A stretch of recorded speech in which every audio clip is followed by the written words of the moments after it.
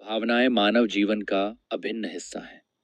ये हमारे अनुभवों, प्रतिक्रियाओं और व्यवहारों को आकार देती हैं। जब हम खुश होते हैं तो हमारा चेहरा खिल उठता है, और जब हम दुखी होते हैं तो हमारी आंखों में आंसू आ जाते हैं। भावनाएं केवल मानसिक अवस्थाएं नहीं हैं, बल्कि ये शारीरिक प्रतिक्रियाओं के साथ भी जुड़ी होती हैं।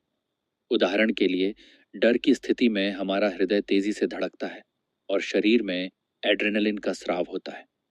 भावनाओं के प्रकारों में खुशी, दुख, गुस्सा, डर, आश्चर्य और घृणा शामिल हैं। ये सभी भावनाएं हमारे जीवन के विभिन्न पहलुओं को प्रभावित करती हैं। जब हम किसी प्रिय व्यक्ति को खोते हैं तो दुख हमें घेर लेता है, लेकिन समय के साथ वह दुख भी हमें मजबूत बनाता है। भावनाओं को समझना और प्रबंधित करना महत्वपूर्ण है, क्योंकि ये हमारे मानसिक स्वास्थ्य और संबंधों पर गहरा प्रभाव डालती है। जब हम अपनी भावनाओं को नियंत्रित करने की बात करते हैं, तो यह समझना जरूरी है कि भावनाएं स्वाभाविक हैं।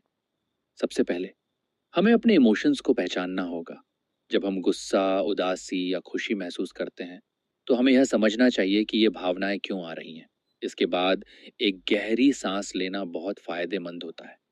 ये हमारे मस्तिष्क को शांत करता है और हमें सोचने का समय देता है। दूसरा, हमें अपनी सोच के पैटर्न को बदलने की कोशिश करनी चाहिए। अगर हम नकारात्मक विचारों में उलझ जाते हैं तो हमें उन्हें चुनौती देनी चाहिए। एक सकारात्मक दृष्टिकोण अपनाना, जैसे कि समस्या को अवसर में बदलना, हमारी भावनाओं को बेहतर तरीके से नियंत्रित करने में मदद कर सकता है। आखिर में नियमित ध्यान और शारीरिक व्यायाम भी हमारे इमोशनल कंट्रोल में सहायक होते हैं।